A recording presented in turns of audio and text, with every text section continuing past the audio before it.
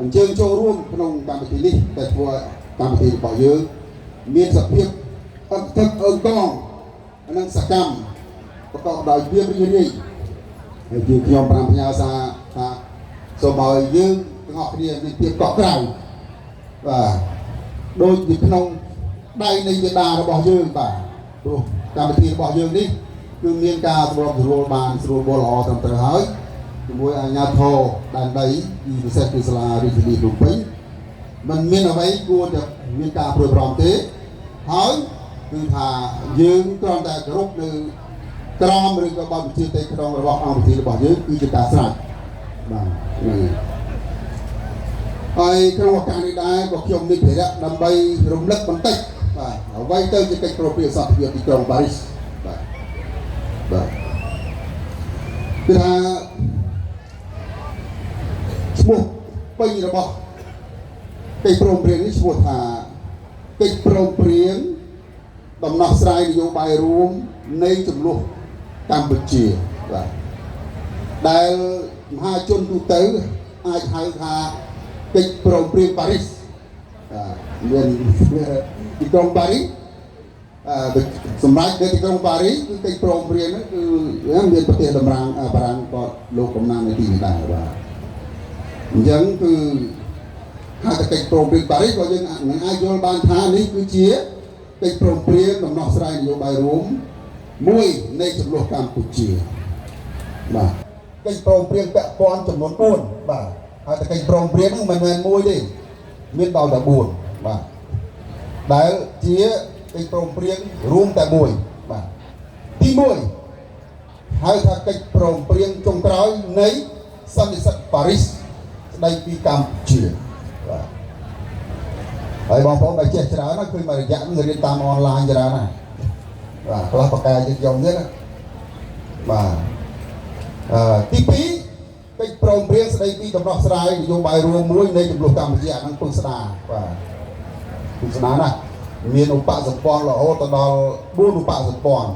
ហើយឧបសម្ព័ន្ធមួយគឺថាគោលការណ៍សម្រាប់រដ្ឋធម្មនុញ្ញរបស់យើងបាទហើយចាំខ្ញុំរំលឹកបន្តិចស្អីទៅគោលការណ៍សំខាន់ដែលពាក់ព័ន្ធនឹងវិធីនេះ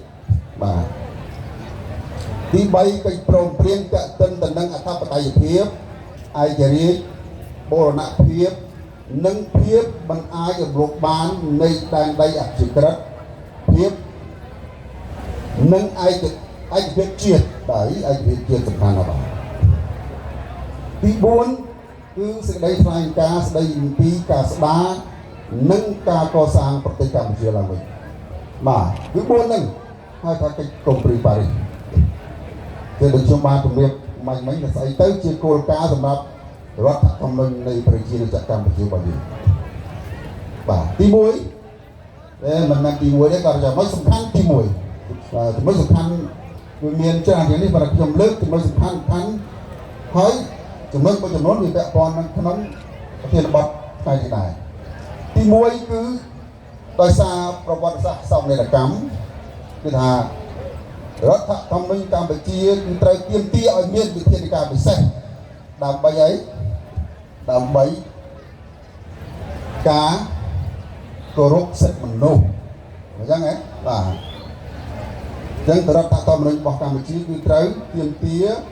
ទៅសេគឺថាក្នុងការទាមទារឲ្យមានវិធានការពិសេសដើម្បីការធានាការគោរពសិទ្ធិមនុស្សបាទដោយសារថាកន្លងមកយើងមានអំពើហិង្សាការរំលោភសិទ្ធិមនុស្សធ្ងន់ធ្ងរហៅថាសោកនាដកម្មណាពាក្យថាសោកនាដកម្មមិនក្តាច់ទេណាជិះចាប់ខ្លាំងណាស់បាទស្លាប់បាទរបួសពីការព្រាត់ប្រាសខូចខាតបាត់បង់ទ្រព្យសម្បត្តិជាដើមឡើយបាទ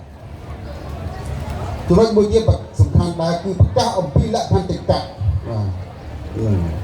ប្រទេសកម្ពុជាជារដ្ឋអធិបតេយ្យនិងអព្យាក្រឹតនិងអំពីឯករាជ្យជាតិ